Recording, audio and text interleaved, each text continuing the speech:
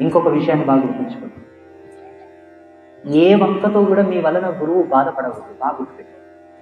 ఏ వంకతో కూడా, మాట చేత, చూపు చేత, నడవడిక చేత, ఇచ్చేదాని చేత, పుచ్చుకునే దాని చేత కూడా గురువు బాధపడవద్దు. ఎంతసేపు ఉన్నా గురువు ప్రసన్నుడవ్వాలి తప్ప గురువు ఆగ్రహించకూడదు, గురువు ఇబ్బంది పడకూడదు. ఇది బాగా గుర్తుపెట్టు. ఒక్క గురువు ప్రసన్నత కోటి ఉద్యానవనముల నుంచి వచ్చేటటువంటి ప్రాకృతిక సుధాకౌతంతో సమానం. కోటి ఉద్యానవనముల నుంచి వచ్చేటటువంటి సుగంధం, చల్లని గాలి, ఆ ముకుళింపు, ఆనందానికి సరిరావు.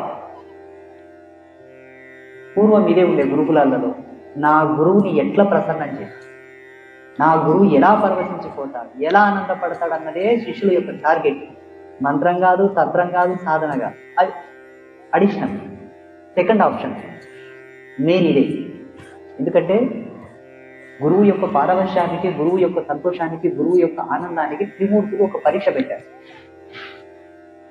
ఆ పరీక్షలో గురువు యొక్క కృప గెలిచింది.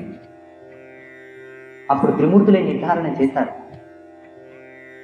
గురువు యొక్క కృప ముందు, గురువు యొక్క కృప చెంత బ్రహ్మ విష్ణు మహేశ్వరుడి యొక్క అనుగ్రహం కూడా నిలబడలేకపోయింది. అంత గొప్పది గురువు కృప.